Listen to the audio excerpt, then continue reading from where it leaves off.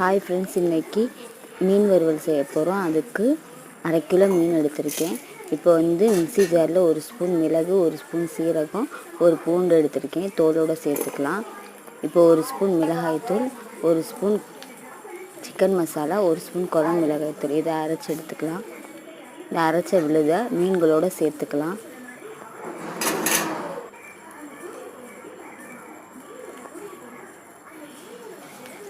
மீன்களோடு சேர்த்து உப்பு சேர்த்து கலந்து எடுத்துக்கலாம். இப்போ நல்லா கலந்தாச்சு. இந்த கலந்ததை இப்போ கலந்தாச்சு. இப்போ இது 1/4 மணி நேரம் நல்லா ஊறட்டும். இப்போ தோசைக்கல் வச்சு எண்ணெய் ஊற்றி இப்போ ஒவ்வொரு மீனாக எடுத்து வறுத்து எடுத்துக்கலாம். இந்த மீன் ரொம்ப டேஸ்ட்டாக இருக்குது. இந்த மீன் வறுவல் ரொம்ப டேஸ்ட்டாக இருக்குது. இதை ட்ரை பண்ணி பாருங்கள். இந்த வீடியோ பிடிச்சிச்சுன்னா லைக் பண்ணுங்கள், ஷேர் பண்ணுங்கள், சப்ஸ்கிரைப் பண்ணுங்கள். தேங்க்யூ.